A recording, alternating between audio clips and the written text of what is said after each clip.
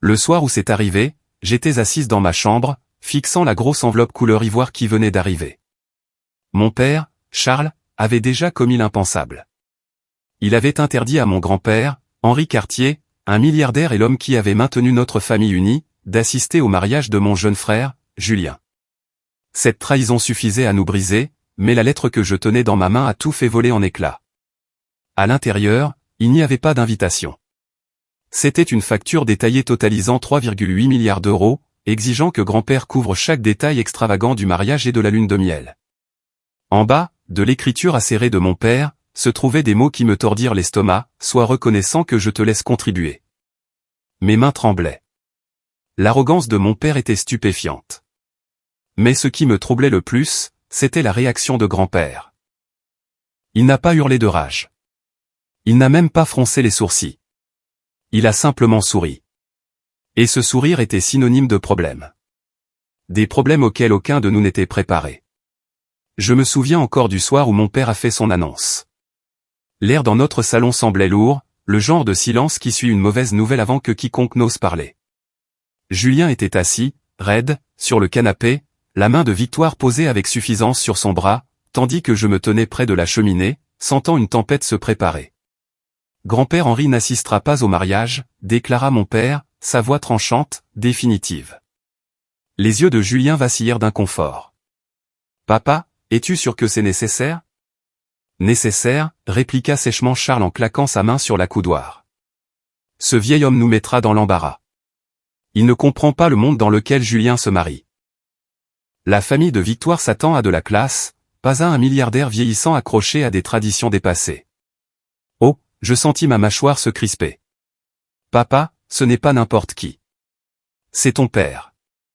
Le grand-père de Julien. Ce n'est pas juste une fête. C'est la famille. Le regard de Charles se tourna vers moi, froid et méprisant. Tu ne comprendrais pas, Estelle. Les apparences comptent. Ce mariage définira l'avenir de Julien, et Henri n'y a pas sa place. Julien baissa la tête, déchiré entre la loyauté et la peur. Victoire se pencha vers lui et murmura, juste assez fort pour que je l'entende, ton père a raison. Imagine les commérages si ton grand-père se présentait sans y être invité. Mon sang ne fit qu'un tour. Non invité ? Il t'a élevé, Julien. Il a soutenu cette famille quand maman était malade, quand l'orgueil de papa l'empêchait de demander de l'aide. Charles se leva d'un bond de sa chaise, sa silhouette imposante projetant une ombre à travers la pièce. Assez. J'ai pris ma décision. Henri ne mettra pas un pied dans cette salle. La finalité dans son ton me frappa comme une gifle. Julien ne dit rien, son silence criant plus fort que des mots. Les lèvres de Victoire se courbèrent en un sourire satisfait. Je me tournai vers Julien, désespéré. Julien, dis quelque chose. C'est ton mariage, pas celui de papa. Les mains de Julien se serrèrent en poing, ses jointures blanchissant. Il me regarda une fraction de seconde, puis Victoire, avant de murmurer, c'est peut-être mieux ainsi. Ces mots m'ont anéanti. J'ai eu l'impression que le dernier fil qui maintenait cette famille unie venait de se rompre. Alors que la dispute s'éteignait dans un silence tendu, j'aperçus le reflet de mon père dans la vitrine, sévère, inflexible et totalement convaincu de son bon droit. Mais ce qui me hantait le plus, c'était la pensée de grand-père Henri, assis seul, ignorant qu'il venait d'être effacé du mariage de son petit-fils. À cet instant, quelque chose en moi s'endurcit. Il ne s'agissait plus seulement d'un mariage. Il s'agissait de respect, de loyauté, de vérité, et je me suis juré en silence que je ne laisserais pas cette trahison impunie. Une semaine plus tard, une autre enveloppe est arrivée, épaisse, de couleur crème, avec l'écriture précise de mon père sur le devant. Un instant, l'espoir a vacillé en moi. Peut-être que, malgré tout, c'était une invitation de mariage. Peut-être que Julien avait retrouvé la raison. Mais en brisant le sceau et en dépliant les pages, mon souffle se coupa. Ce n'était pas du tout une invitation. C'était une facture, une liste détaillée si absurde qu'elle semblait être une parodie. 2,4 milliards d'euros pour la location et la décoration du domaine de Valois. 950 millions d'euros pour le traiteur, les vins et les mets rares importés d'Europe. 475 millions d'euros pour une lune de miel de 6 mois autour du globe. Et gribouillé en bas, de l'écriture inimitable de mon père, sois reconnaissant que je te laisse contribuer. J'ai claqué les papiers sur le comptoir de la cuisine, les mains tremblantes. Incroyable, ai-je marmonné à voix haute. Grand-père Henri entra quelques instants plus tard, sa canne tapotant doucement contre le sol. Il jeta un coup d'œil aux documents éparpillés, ses yeux se plissant. Qu'est-ce que c'est que ça? Je lui tendis la facture. L'idée que papa se fait d'une invitation. Il parcourut les pages en silence, son visage impénétrable. La signature soignée de Julien apparaissait en bas, à côté de l'écriture en boucle de Victoire. Ensemble, ils avaient approuvé cette demande comme si c'était la chose la plus naturelle du monde. Je ne pus me contenir. 3,8 milliards d'euros, grand-père. 3,8 milliards. Et ils ont l'audace d'agir comme s'ils te rendaient service. Les lèvres d'Henri se courbèrent en un très léger sourire. Intéressant. Intéressant? Grand-père, c'est de l'extorsion. Ils t'ont interdit d'assister au mariage, et maintenant ils veulent que tu paies pour ça. Comment peux-tu rester si calme? Il posa doucement les papiers, croisant les mains dessus. Parce que, Estelle, une tempête ne fait pas rage dès son apparition. Elle accumule sa force en silence, et quand elle frappe, elle ne laisse rien debout. Son calme me troublait plus que la colère ne l'aurait fait. Je voulais qu'il explose, qu'il déchire les papiers en deux, qu'il appelle mon père et déchaîne des décennies de fureur. Mais au lieu de cela, il se pencha en arrière dans son fauteuil, les yeux brillants de quelque chose que je ne pouvais pas encore nommer. Grand-père, insistai-je en baissant la voix. Qu'est-ce que tu prépares? Il tapota une fois les papiers avec son doigt. Ton père a bâti son empire sur l'arrogance. Il pense que les apparences peuvent remplacer l'honneur. Ceci, dit-il en désignant la facture, est son chef-d'œuvre d'orgueil. Et l'orgueil, Estelle, a toujours un prix. Pour la première fois depuis la mort de maman, j'ai vu quelque chose de dangereux vaciller dans son expression. Ce n'était pas de la tristesse. Ce n'était pas de la faiblesse. C'était de la détermination, et j'ai alors réalisé que mon père avait commencé une guerre qu'il n'était pas préparé à terminer. Cette nuit-là, je n'ai pas pu dormir. La facture reposait sur ma table de chevet tel un serpent enroulé, prêt à frapper. Chaque fois que je fermais les yeux, je voyais l'écriture suffisante de mon père, sois reconnaissant que je te laisse contribuer. Au matin, j'étais prête à marcher dans le bureau de papa et à crier. Mais grand-père Henri m'a devancé. Il m'a appelé dans son bureau, une pièce tapissée d'étagères en acajou et de livres plus vieux que nous deux. L'odeur du cuir et de la fumée de cigares flottait dans l'air. Assieds-toi, dit-il doucement, en désignant la chaise en face de lui. Je me laissai tomber dedans, les bras croisés.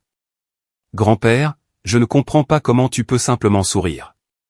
Ils t'ont humilié. Ils t'ont utilisé. Et maintenant ils veulent que tu finances leur fantaisie.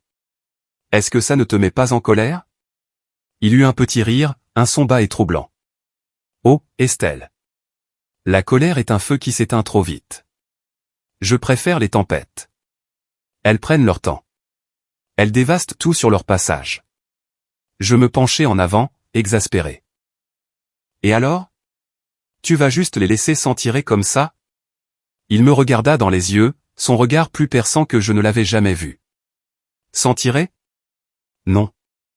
Mais frapper trop tôt ne ferait que nourrir l'ego de Charles. Nous devons le laisser croire qu'il a le dessus. Je clignai des yeux. Alors, tu prépares quelque chose? Grand-père prit la facture et en lissa les bords avec la paume de sa main. Ton père a bâti sa réputation sur les apparences. Il pense que le mariage de Julien consolidera son image auprès de la riche famille de Victoire. Cette image est fragile. Il suffit de la bonne pression au bon moment, et elle volera en éclats. La certitude calme dans sa voix me fit frissonner. Il ne bluffait pas. Il calculait. Grand-père, murmurai-je. Qu'est-ce que tu vas faire exactement? Il sourit faiblement, comme s'il savourait une blague privée. Patience, Estelle. Tu verras bien assez tôt. Pour l'instant, je veux que tu gardes les yeux ouverts. Écoute. Observe. Rapporte-moi chaque détail que tu remarques sur les préparatifs du mariage. Aucune information n'est trop petite. Mon cœur battait la chamade. J'avais voulu me venger de l'insulte, mais ceci semblait plus grand, comme regarder un maître d'échecs déplacer son premier pion. Est-ce que tu me fais confiance? Demanda-t-il soudainement. J'hésitai, puis hochai la tête. Toujours. Bien, dit-il en remettant les papiers dans leur enveloppe. Alors, souviens-toi de ceci, l'arrogance est une dette, et ton père vient de contracter un emprunt qu'il ne peut pas rembourser. Je me reculai, abasourdie et silencieuse. Grand-père n'était pas en colère parce qu'il n'en avait pas besoin. Il savait déjà comment cette histoire se terminerait. Et pour la première fois depuis des années, je ne le voyais pas comme le vieil homme fragile que papa méprisait, mais comme le titan milliardaire qui avait bâti un empire avec rien d'autre que du cran, de l'intelligence et de l'acier. Mon père l'avait sous-estimé. Ce fut sa première erreur. La semaine suivante, je suis devenu les yeux et les oreilles de grand-père. Il n'avait pas besoin de dire grand-chose, juste un regard ferme, et je savais quoi faire. Marc Breton, l'organisateur de mariage, fut ma première étape. Son bureau se trouvait au 15e étage d'un élégant immeuble de verre dans le Triangle d'Or, le genre d'endroit où les apparences comptaient autant que les résultats. Je suis entré, serrant la fameuse enveloppe sous mon bras. La réceptionniste me dévisagea, hésitante, jusqu'à ce que Marc lui-même apparaisse, grand, parfaitement soigné, avec un sourire qui n'atteignait pas tout à fait ses yeux. Estelle Cartier, salua-t-il avec aisance. La fille de Charles, n'est-ce pas? Entrez, je vous en prie. À l'intérieur, son bureau débordait d'échantillons de tissus, de plans de table et de portfolios brillants. Il me servit de l'eau pétillante comme si j'étais une cliente, et non la fille de son client le plus difficile. Je posai l'enveloppe sur son bureau. Je pense que vous savez ce que c'est. Son sourire vacilla. Il feuilleta rapidement les papiers avant de les reposer. Oui, votre père m'a dit qu'Henri Cartier s'occuperait des paiements. C'est la procédure standard pour les familles de votre rang. Oh, standard, me suis-je moqué. Vous réalisez que mon père a interdit à Henri d'assister au mariage, n'est-ce pas? Marc cligna des yeux, pris au dépourvu. Interdit? C'est surprenant. Il a été très clair sur le fait que monsieur Cartier couvrirait les dépenses. Je me penchai en avant, ma voix basse. Soyons clairs, monsieur Breton. Mon grand-père ne paiera pas un centime. Pas après la façon dont mon père l'a traité. Il se tortilla sur sa chaise, mal à l'aise, tirant sur ses boutons de manchette. Eh bien, sans la contribution d'Henri, j'ai bien peur que tout l'événement soit en péril. Le domaine, les fournisseurs. Ils exigent tous des fonds confirmés. Les acomptes que votre père a versés ne tiennent que pour un temps. Je me permis un mince sourire. Alors peut-être devriez-vous vous préparer à une tempête. Les mots restèrent en suspens dans l'air, aussi tranchants que du verre. Pour la première fois, le sang-froid impeccable de Marc se fissura. Il griffonna une note sur son bloc-notes, évitant mon regard. Quand je quittai son bureau, je savais que nous avions un avantage. Mon père avait bâti le mariage de Julien sur des fondations de mensonges et de crédit, pariant tout sur la conformité silencieuse de grand-père. Mais sans cette conformité, la structure tremblait déjà. Ce soir-là, j'ai fait mon rapport à grand-père. Il était assis dans son bureau, caressant le pommeau d'argent de sa canne pendant que je lui rapportais chaque mot.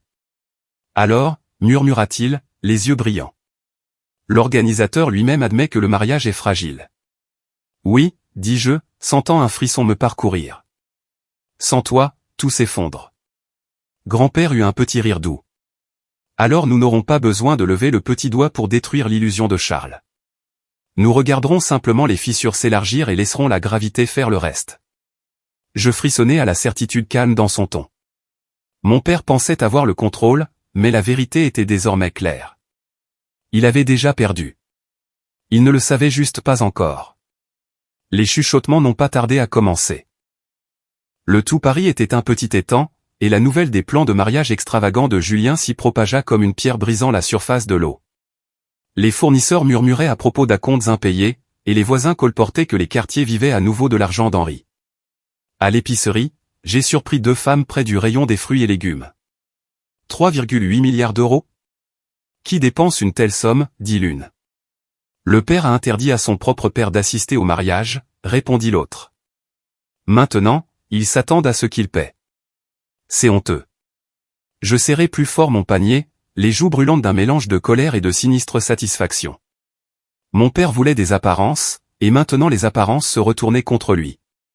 Ce soir-là, j'ai trouvé Julien qui m'attendait sur mon porche. Ses cheveux étaient en désordre, son costume froissé, et ses yeux habituellement confiants lançaient des regards nerveux. Estelle, commença-t-il avant même que je puisse le saluer. Il faut que tu m'aides. Je croisai les bras. T'aider? Tu veux dire t'aider à convaincre grand-père de te sortir du pétrin. Il tressaillit à mon ton mais insista. S'il te plaît, les fournisseurs menacent de se retirer. La famille de Victoire est furieuse. Papa n'arrête pas de dire que grand-père finira par céder, mais s'il ne le fait pas? Je m'approchai, la colère montant dans ma poitrine. Et s'il ne le fait pas? Julien, il ne le fera pas. Pourquoi le ferait-il? Il a été humilié, rejeté comme un secret honteux. Et maintenant tu veux qu'il signe un chèque de 3,8 milliards d'euros. Est-ce que tu t'entends parler? Julien passa une main dans ses cheveux. Je ne voulais pas l'interdire. C'était papa et Victoire. J'ai juste suivi le mouvement. Tu sais comment ils sont. Je le fixais, incrédule. Suivi le mouvement? Julien, c'est ton mariage. Pas celui de papa, ni celui de Victoire. Le tien. Et tu les as laissés effacer le seul homme qui a fait plus pour nous que quiconque. Ses épaules s'affaissèrent. Un instant, il ressembla au petit frère que je protégeais autrefois, celui qui se faufilait dans ma chambre pendant les orages. Mais ensuite, sa mâchoire se durcit. Si grand-père ne paie pas, tout s'effondre. Estelle, s'il te plaît, parle-lui. Ma voix se brisa, mais je ne fléchis pas, non, Julien. C'est à toi de lui parler. Tu dois t'excuser, pas mendier de l'argent. Il ne s'agit plus du mariage. Il s'agit de respect, et en ce moment, tu prouves que tu n'en as aucun. Il resta là, déchiré. Ses lèvres s'entr'ouvrirent comme pour argumenter, mais aucun mot ne sortit. Finalement, il baissa les yeux, marmonna quelque chose que je ne pus saisir, et s'éloigna dans la nuit. Je fermai la porte avec des mains tremblantes, le cœur endolori. Julien n'était pas méchant, juste faible, piégé entre l'orgueil de mon père et l'ambition de Victoire. Mais la faiblesse avait des conséquences, et il la prendrait bientôt à ses dépens. À l'étage, j'entendis la canne de grand-père taper une fois contre le sol. Il avait tout entendu. Quand je me retournai, il me regardait déjà depuis le couloir. Bien, dit-il simplement. Les graines sont plantées. La tempête a éclaté plus tôt que je ne l'avais prévu. En quelques jours, le téléphone du bureau de mon père n'arrêtait pas de sonner. Les traiteurs exigeaient les paiements finaux. Les fleuristes menaçaient de partir. Et le directeur du domaine de Valois laissa 3 messages vocaux en un après-midi, chacun plus désespéré que le précédent. J'étais dans la cuisine en train de me servir un café quand j'entendis la voix tonitruante de Charles à travers les minces murs de notre maison. « Vous osez me menacer » aboya-t-il au téléphone. « Savez-vous qui je suis ? Je suis Charles Cartier. » Mon père, il se reprit, la voix légèrement tremblante. Mon père couvrira tout. Il y eut une pause, son visage devint rouge vif, les veines saillantes sur ses tempes. Pas de remboursement. N'osez pas me parler d'annulation. Je vous poursuivrai en justice s'il manque une seule chaise. Il raccrocha le téléphone si violemment que le pot à stylo en céramique tomba par terre. Je me suis avancé dans l'embrasure de la porte. Toujours en train d'attendre que grand-père te sauve. Charles se retourna brusquement, les yeux flamboyants. Ça ne te regarde pas, Estelle. Retourne à ta petite vie inutile, quelle qu'elle soit. Ce sont des affaires. Des enjeux élevés. Tu ne comprendrais pas, je croisai les bras. Des enjeux élevés, papa? Tu as bâti tout ce mariage sur des mensonges. Tu as banni grand-père pour les apparences, mais maintenant tu veux qu'il paie pour ses apparences. Ce n'est pas des affaires. C'est de l'hypocrisie. Sa voix se fit plus basse, dangereuse. Surveille ton langage. Sinon quoi? Tu me banniras aussi? M'ajouteras à la liste grandissante des personnes que tu as rejetées parce qu'elles ne correspondent pas à ton image. Julien, qui se tenait silencieusement près de la fenêtre, prit enfin la parole.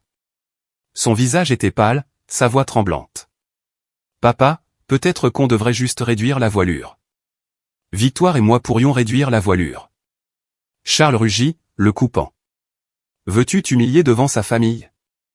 Veux-tu qu'il pense que nous sommes des gens ordinaires? Victoire, vêtue de soie et faisant défiler son téléphone, leva à peine les yeux. Mes parents s'attendent à la perfection, Charles. Nous ne pouvons pas nous permettre d'avoir l'air bon marché. Je ne pus m'empêcher de rire amèrement. Bon marché? Vous avez déjà vendu votre dignité. 3,8 milliards d'euros pour un mariage, ce n'est pas du luxe. C'est de la folie. Le visage de Charles se déforma de rage. Tu parles exactement comme lui.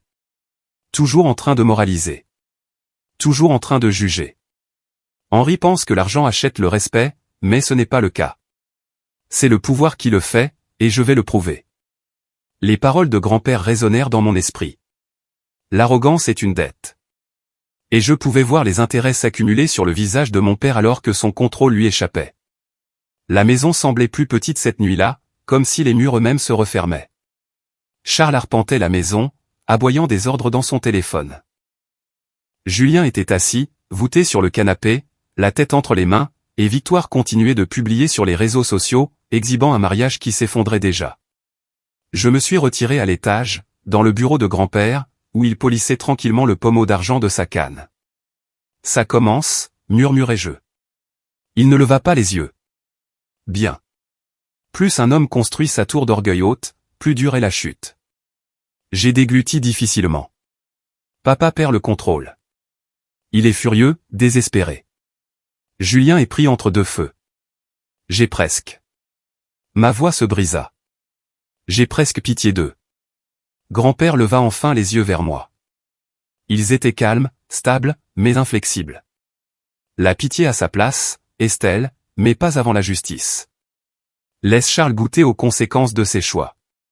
C'est seulement alors qu'il comprendra la valeur de ce qu'il a jeté.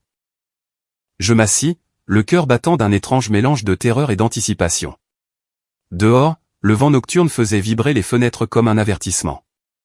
À l'intérieur, je réalisais quelque chose de glaçant. Nous ne regardions pas seulement un mariage s'effondrer. Nous assistions à l'effondrement d'une dynastie. Le matin du mariage de Julien se leva, gris et lourd, comme si le ciel lui-même sentait ce qui allait arriver. La pluie commença à tomber en fines traînées sur ma fenêtre, tapotant contre la vitre comme des doigts impatients. Quand j'arrivai au domaine de Valois, la bruine s'était transformée en averse, détrempant les vastes jardins et rendant les grandes marches de pierre glissantes et sombres. À l'intérieur, le chaos régnait. Les fleuristes remettaient des boîtes d'arrangement à moitié flétries dans leurs camionnettes. Les traiteurs se disputaient avec le personnel du domaine au sujet de soldes impayés.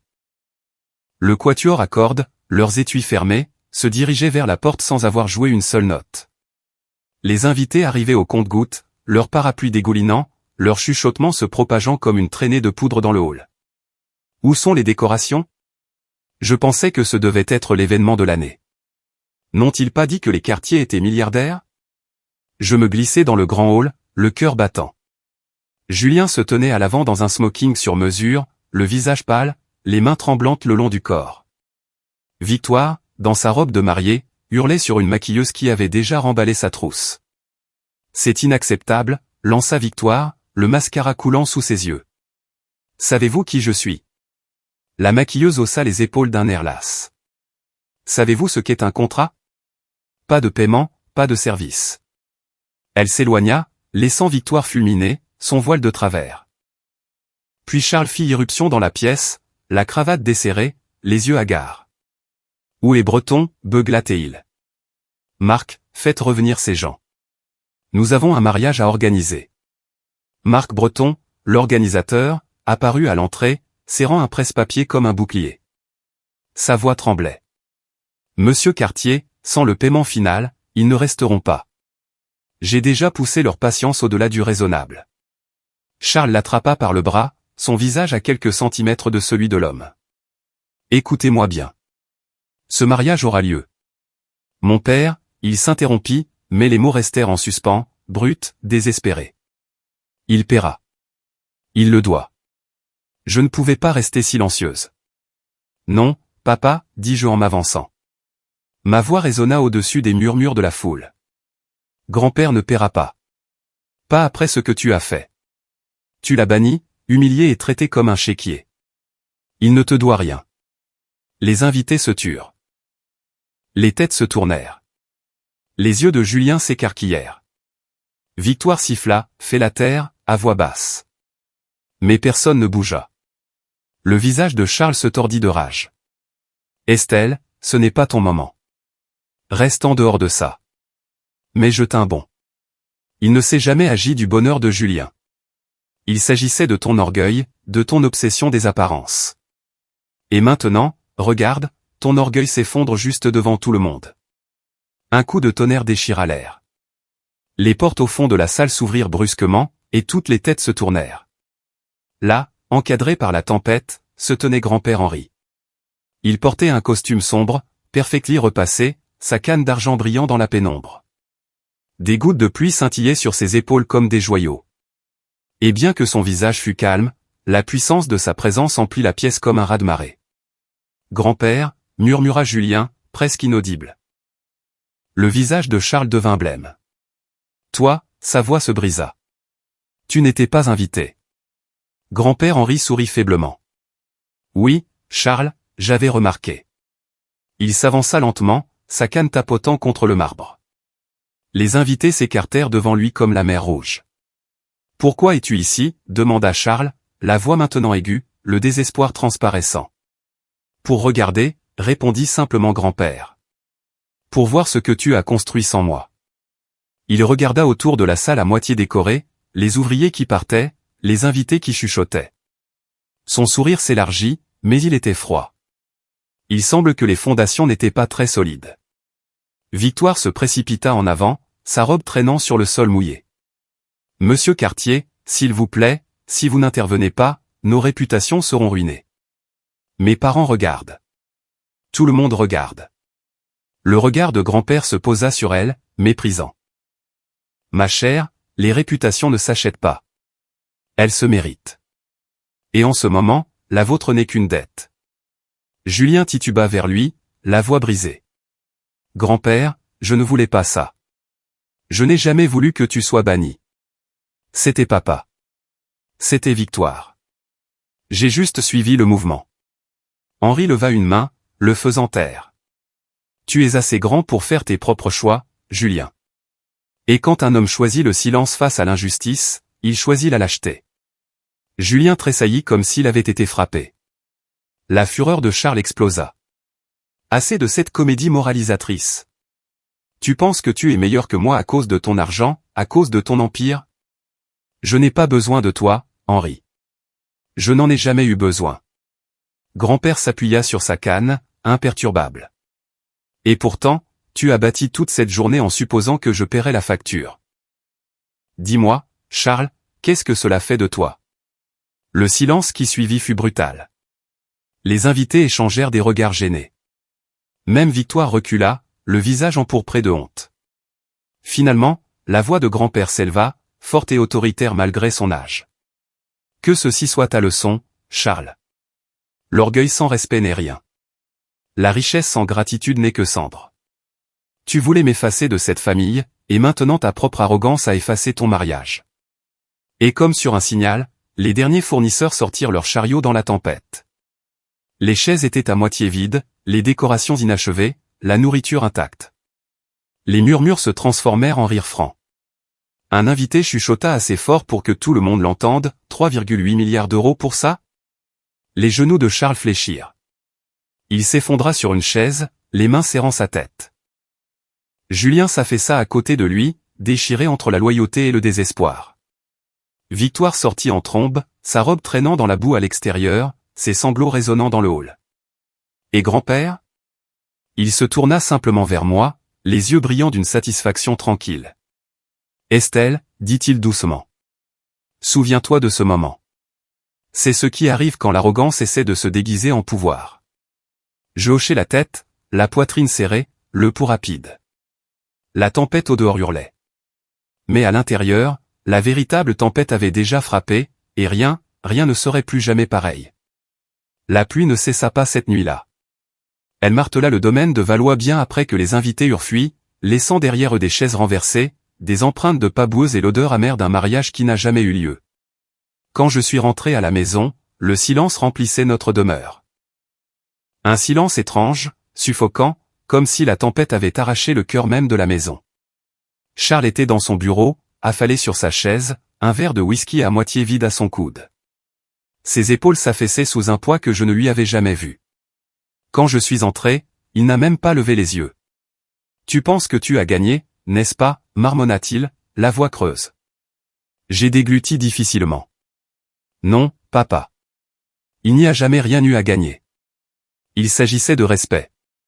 Quelque chose que tu as perdu au moment où tu as banni ton propre père du mariage de Julien. Ses yeux, injectés de sang hélas, rencontrèrent enfin les miens. Pour la première fois, je ne voyais pas le tyran qui avait gouverné nos vies, mais un homme brisé par son propre orgueil. Je voulais juste faire mes preuves, murmura-t-il. Montrer au monde que je ne vivais pas dans l'ombre d'Henri. Je pris une inspiration tremblante. Mais tu as seulement prouvé que sans lui, tout s'effondre. L'orgueil ne bâtit pas d'héritage, papa. C'est l'intégrité qui le fait. Il se détourna, incapable de répondre. Ce silence était plus assourdissant que n'importe quelle dispute que nous ayons jamais eue. Julien est venu me voir le lendemain. Des cernes sombres sous les yeux, son smoking encore froissé de la veille. Il ressemblait de nouveau à un garçon, perdu et fragile. Estelle, dit-il, la voix brisée. J'ai tout gâché. Je lui touchai doucement l'épaule. Non, tu as laissé papa et Victoire parler pour toi. Et le silence n'est qu'une autre forme de choix. Des larmes emplirent ses yeux. Grand-père ne me pardonnera pas, je secouai la tête. Il n'a pas besoin de te pardonner. Tu dois te pardonner à toi-même et apprendre de cela. C'est la seule façon d'avancer. Plus tard, j'ai trouvé grand-père Henri dans le jardin derrière sa maison. La pluie avait enfin cessé, et une lumière dorée perçait à travers les nuages, illuminant les roses qu'il entretenait avec des mains sûres. Il semblait paisible, presque serein, comme si le chaos de la semaine passée ne l'avait jamais touché. « Grand-père » dis-je doucement. « C'est fini. » Il sourit faiblement. « Non, Estelle. Ce n'est que le début. La famille a vu la vérité maintenant. Charles ne peut plus se cacher derrière les apparences. Julien devra décider qui il veut devenir. Et toi ? Il me regarda, ses yeux chaleureux mais vifs. Tu t'es montrée plus forte qu'aucun d'eux ne l'imaginait. Non, ma gorge se serra. Je n'ai pas fait grand-chose. C'est toi qui. Non, interrompit-il doucement. Tu es resté ferme. Tu as parlé quand les autres se taisaient. Tu as rappelé à cette famille que l'argent n'achète pas la dignité. C'est un cadeau plus précieux que n'importe quelle fortune. Je sentis des larmes me piquer les yeux. Mais cette fois, ce n'était pas de colère ou de chagrin. C'était de soulagement, de fierté. Ce soir-là, alors que le soleil se couchait et que les nuages d'orage se dissolvaient en rose et or, je me suis assise avec grand-père sur le porche. Le monde semblait différent, plus léger, bien que des cicatrices subsistaient. Charles restait enfermé, noyé dans sa propre honte. Julien luttait avec ses regrets, un homme dépouillé de ses illusions. Victoire était partie, ne laissant que les chuchotements de son ambition. Mais moi, je me sentais plus forte. Non pas parce que j'avais détruit leur mariage, mais parce que j'avais enfin vu la vérité. La famille, ce n'est pas une question d'apparence. Ce n'est pas une question d'argent. C'est une question de loyauté, de respect et d'amour. Grand-père leva son verre de thé, sa voix stable. À la dignité retrouvée. Je levai le mien pour rencontrer le sien. À la famille restaurée. Et alors que nous étions assis là, ensemble, j'ai réalisé quelque chose de profond. Les tempêtes peuvent détruire, mais elles purifient aussi l'air, laissant derrière elles la possibilité de quelque chose de nouveau, de plus fort, de plus vrai.